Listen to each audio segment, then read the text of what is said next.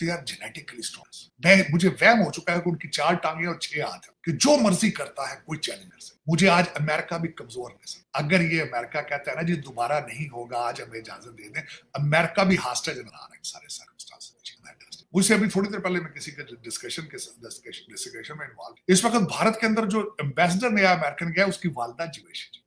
हमारे Donald Trump साहब का दामाद ज्यूइश है। जरा पावर देखें चीमा साहब, उस कौम की पावर क्या है। और 18वीं सदी से लेकर आज तक जो बड़ी किताब साइंटिफिक अचीवमेंट है, रिसर्च है, वो सारी ज्यूइश है। हमें सबको सुवाए शर्मिंदगी के हमारा सिर्फ कंट्रीब्यूशन इसमें क्या होगा, इसके बाद रिएक्शन शर्मिंदा हो, हम कंडेम से हम एहतजाज करेंगे। हो सकता है मुसलमान मुल्कों के अंदर 2-4 एहतजाज में 10-15 बंदे मार दिए जाए, इससे ज्यादा।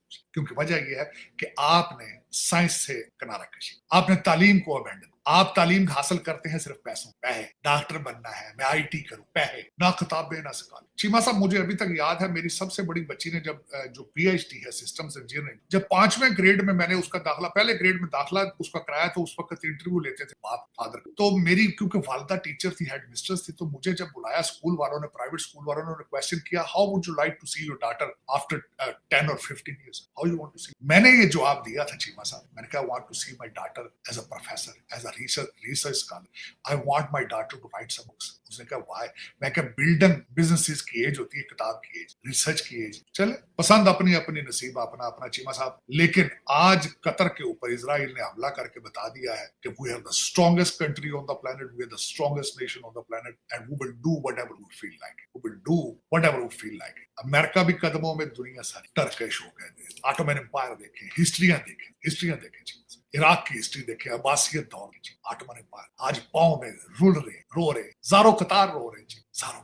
उन्होंने बल्कि इसके एक तो उन्होंने हमला किया चीमा साहब, और दूसरा उन्होंने जो कश्ती अमदाद लेके जा रही थी वो भी उड़ा दी। वो कहते नेड़े हो तैयब अर्दगान भी बढ़िया चीखा मारदा, नेड़े हो ना, ऑटोमन एम्पायर तुम्हारा बड़ा माजी। बताओ आज क्या है, तुम्हारे हाल क्या है, मुस्तकबिल क्या है। चलो उर्दू में आगे बताओ, कहा कितनी रिसर्च की तुमने, उर्दू में करो रिसर्च चीमा साहब। मैं उर्दू के खिलाफ नहीं हूं, मैं पंजाबी के भी खिलाफ नहीं, मैं तो बोलते पंजाबी है। ये दसो चंद ते पढ़ना जे किन्ने मिसाइल बना लोगे उर्दू नाल है। हुण तुहाडियां अखबारां ते पकौड़े रख के पे खांदे हो, और ते तुहाडा कोई मुल्क शै की चीमा साहब। भले आज का सुन लें, आज का सुने। अब मैं अगले टॉपिक पे आना चाहता हूं, वार्न करना चाहूंगा आपके जो इस वक्त प्रॉक्सीज, मैं उनको पॉलिटिकल पार्टी नहीं कहता, प्रॉक्सी कहता, प्रॉक्सी, आपके दुश्मनों की प्रॉक्सी। उनके एक लीडर ने आज किसी दूसरे कंट्री से बैठ के ट्वीट किया है, उसने कहा बांग्लादेश की कौम उठ खड़ी हुई, आज नेपाल की कौम भी उठ खड़ी हुई, पाकिस्तान की अवाम का। देखें नेपाल के बाद उकसा रहे हैं वो पाकिस्तानियों। और मैं पूछना चाहना, मैं तू एक ते खुशबू ला के पाकिस्तान आ जाना कभी, तो पता लग जाए। तो दूजी गल 9 मई को की हुआ, ऐसे कौम उठी थी ना। वो आपका एक लड़का जो था, वो जिना हाउस के अंदर, कोर कमांडर हाउस के अंदर, उसने क्या कहा था, इनकलाब आ चुका है, आ जाओ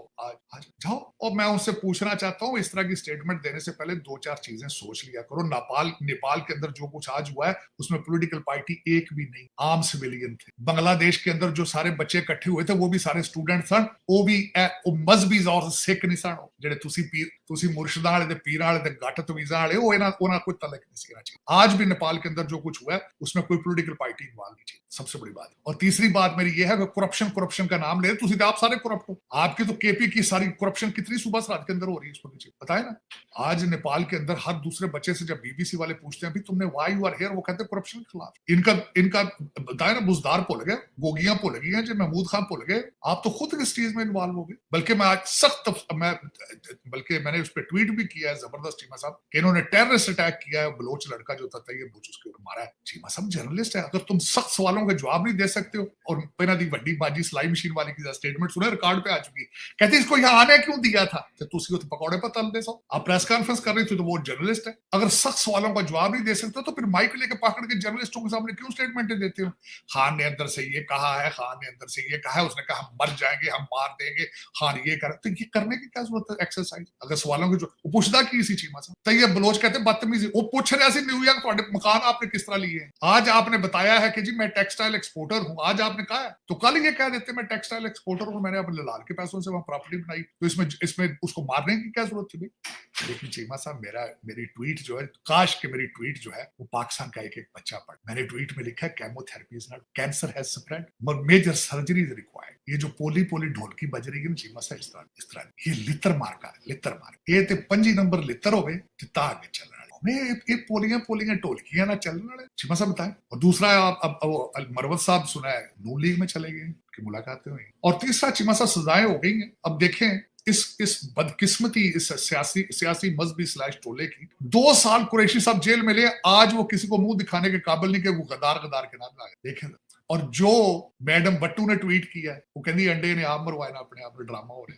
और फिर उसके बाद आज वो न्याजी साहब ने जो आर्टिकल लिखा है इमरान खान की जानशीनी, मैं कहता हूँ क्या मोती पर है वो जो उनके बहनोई ने आज आर्टिकल लिखा है, देखने वाला है इसकी जानशीनी। इस वक्त जानशीनी की लड़ाई हो रही थी बेसिक। लेकिन मैं हैरान हूं इनको ये क्या इजाजत दी जा रही, कैसे इजाजत दी जा रही है पाकिस्तान के साथ ये खिलवाड़ कर रहे हैं। आलेलान उस आलेलान क्या है बल्कि चीमा साहब बगावत इस तरह है। मुर्शद पाक ने आज ट्वीट किया है कि मरियम नवाज जापान और थाईलैंड जा सकती है, तुम अफगानिस्तान जाओ, फॉरेन पॉलिसी डिस्कस कर सकते हो। उसने अपने चीफ मिनिस्टर को कह दिया सुबह से। क्यों जी? मरियम नवाज जापान के अंदर फॉरेन पॉलिसी तब्दील करने गई थी वो। तुम कह रहे हो जाके फेडरल गवर्नमेंट का एक पूरा तुम बगावत कर दो, फेडरल गवर्नमेंट के खिलाफ फॉरेन पॉलिसी चेंज कर लो जाके। मेजर अदनान के बाप को जवाब दो ना पहले कि मेजर अदनान को मारने वाला कौन है, जवाब दो उसको पहले। तो चीमा साहब दर हकीकत आपने इनको गुंजाइश दी कि खिलवाड़ करो पाकिस्तान से, पता नहीं किस किस्म की पॉलिसीज है। लेकिन ये बात जरूर है चीमा साहब कि जब तक आप पाकिस्तान को चलाने वाले लित्र नहीं निकालेंगे उस वजह से लितरा यार ने लितरा नारी ठीक होंगे, पता नहीं की वजह वो लित्र नहीं काट रहे। पर्चा तो हो गया लेकिन पर्चा क्यों होना है? वो गुड टू सी पर्चा किन के पास जाता है? गुड टू सी वाले जज। बिस्मिल्लाह भाई आई बैठे हैं तशरीफ की चाय मंगाओ जी, बाजी सिलाई मशीन आ गई है, मानता भी करो चाय भी पियो। ये होना और तो नहीं होना चाहिए, मजाक है, इससे आगे कुछ नहीं। दरअसल पाकिस्तान में एक बात हो रही है, आपकी बात काटने लगूं कि ये नेपाल के अंदर लोग उठ पड़ते हैं, बांग्लादेश में लोग उठ पड़ते हैं, पाकिस्तानी नहीं उठते। यहाँ पे भी करप्शन। अगले दिन ख्वाजा आसफ ने वो कहा कि देखें वो सड़क टूटी हुई है, खा गए, करप्शन, लूट गए, लेकिन किसी बंदे ने परवाह ही नहीं। इन्होंने की नशा किया है, इन्होंने क्या मसला है? 9 मई तो सुते थोड़ी सन 9 मई उठे सन ना, इनकलाब आ गया से चीमा साहब। 9 मई को क्या था? हर फौजी आप ISI फैसलाबाद में जो हमला हुआ था जो उसके दफ्तर पर क्या था, GH के ऊपर हमला था पिंडी के अंदर, वो क्या था? कोर कमांडर के घर पे हमला, वो क्या था चीमा साहब? वो यही था ना, वो क्या था? वो यही था आपके ऊपर इनकलाब। हाँ ये जरूर कहें कि इनकलाब में ताकत नहीं थी, शुरली थी। उठे पटाखे ने शुरलियां साहब ये कहो ना कि हमारी शुरलियां छोटी क्यों है। आपका इनकलाब आया था चीमा साहब, आपका इनकलाब आया था। इस्लामाबाद में एक बच्चे ने कहा था देखें जी हमें आगे से पुलिस वाले थप्पड़ मारते हैं, हम इनकलाब कैसे लाएंगे? पता नहीं फीमेल सी या पता नहीं बच्चा मेल सी या फीमेल सी या शीमेल सी, कहता है अबू जी देखिए ना ये मुझे पुलिस वाले थप्पड़ मारते हैं, हम इनकलाब कैसे लाएंगे? थोड़े इनकलाब की शक्ल है वो तो गोलियां खाने ने भाजी सीने आते। ये मैं उनकी कहा मेरे मुंह च उत्ते कुड़ियां चाड़ के नचाने नाल चीमा साहब इनकलाब। इमरान खान दे जलसे च आज मेरा नचने नु जी करदा। इमरान खान दे जलसे ते चरसा चल रही ने ते थल्ले चरसा दे सूटे ते उत्ते बीबियां नच रही। चलो इनकलाब चीमा साहब नहीं, मैं इन लोगों से ये जो चंद आवारा बच्चों को मैं ये कहूंगा अपने DNA रिसर्च, खुदा रिसर्च देखो कि तुम्हारे अबाओ अजदाद फॉरेन इन्वेडर्स के सामने किस तरीके से किस स्टाइल से लेटते हैं। किसी के इनकलाब के ऊपर इस तरह ना किया करो, अपने DNA पे मैं ये कहूंगा। और दूसरा खुदारा अगर तुम लड़ाके नहीं हो, तुम फाइटर नहीं हो, कि इंग्लिश के मैथ के बच्चों दे लो ताकि रोटी खाने का ये आवार की छूट बहुत बहुत खुदा तरस करो, अपने आप पे तरस करो। मैं कहता हूँ ना, कहते मेरा बन ना बन अपना तो बन, अपना से कुछ कर। लेकिन ये कि नहीं चीमा साहब दर हकीकत जिस तरह वो मैं बल्कि सोच रहा हूं कल मैं यही ट्वीट बल्कि इस पे थोड़ा सा मजीद करूंगा कि खुदारा बांग्लादेश और नेपाल की मिसालें, बल्कि मैं रिसर्च करके बताऊंगा बांग्लादेश की हिस्ट्री और DNA और नेपाल और वर्सेस बताऊंगा कि आपका इनकलाब कब आया था और आपने क्या कोशिश की थी। बल्कि मैं इसके हक में था कि मिलिट्री ट्रायल होने चाहिए, इनके सजाएं सख्त से सख्त होनी चाहिए। यूरोप ने 24-24 घंटे अदालतें खोल के सजाएं और आपके गुड टू सी वाले जज जो है उनका भी एहतसाब आना चाहिए। हर एक की फाइलें मौजूद है जी। पाकिस्तान के टीवी स्टूडियो में एक बार फिर से अजीबोगरीब बहस छिड़ चुकी है। तरार साहब कह रहे हैं कि इजराइल की अब 4 टांगे और 6 हाथ हो चुके हैं। अमेरिका भी इजराइल के सामने फेल हो चुका है। सबसे बड़ी ताकत अगर इस वक्त कोई है तो वो है इजराइल। और वजह क्या है? टेक्नोलॉजी। ये बात सही है, आज इजराइल दुनिया के सबसे बड़े मुल्कों में से एक होते हुए भी सुपर पावर की तरह खड़ा है, क्योंकि इन्होंने खेती से लेकर मिलिट्री तक हर जगह टेक्नोलॉजी को अपनाया है। चाहे वो ड्रोन हो, साइबर सिक्योरिटी हो, आर्टिफिशियल इंटेलिजेंस हो, आयरन डोम हो, यही उनकी सबसे बड़ी ताकत है।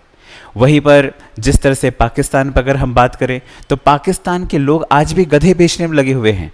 उनके बच्चे सिलिकॉन की स्पेलिंग तक नहीं बता सकते और ज़रा सोचिए, जब पूरी दुनिया आज चौथी इंडस्ट्रियल रिवोल्यूशन की तरफ जा रही है, एआई की बात कर रही है, रोबोटिक्स की बात कर रही है, वही पाकिस्तान का सिस्टम आज भी पुराने झगड़ों और धर्म के नाम पर राजनीति में उलझा पड़ा है। कमर चीमा साहब कहते हैं कि भाई हमारा नौजवान सड़क पर क्यों नहीं उतरता, नेपाल और बांग्लादेश की तरह यूथ आवाज़ क्यों नहीं उठा रहा। आप ये सोच रहे हैं कि सिर्फ और सिर्फ सोशल मीडिया बैन होने की वजह से जो यूथ है वो सड़कों पर उतर आया, तो ऐसा नहीं है।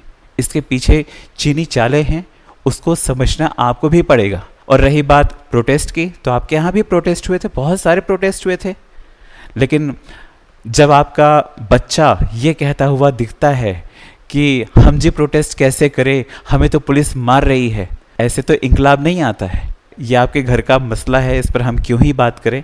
दूसरी चीज़ है, पाकिस्तान का यूथ अगर इसराइल की बराबरी करना चाहता है या वैसे सपने देख रहा है तो उसकी सबसे बड़ी भूल है, क्योंकि उसके लिए आपको टेक्नोलॉजी में जाना होता है, इनोवेशन में जाना होता है, एजुकेशन को अपनाना पड़ता है, लेकिन आपकी सोच तो जिहादी वाली है। किसी भी देश की तरक्की नारेबाजी से नहीं होती बल्कि विज़न और मेहनत से होती है, और इजराइल ने ये दुनिया को साबित कर कर दिखाया है कि भाई साइज़ मायने नहीं रखता है, माइंडसेट मायने रखता है। लेकिन आपका जो माइंडसेट है वही पुराना रहा है, तो जब तक ये सोच नहीं बदलेगी, ये युद्ध नहीं बदलेगा, तो आपके मुल्क की तकदीर कैसे बदल सकती है। बाकी आप लोग समझदार हैं। वीडियो पसंद आए तो लाइक कीजिए, शेयर कीजिए, और चैनल पर अगर नए हैं तो चैनल को सब्सक्राइब ज़रूर कीजिएगा।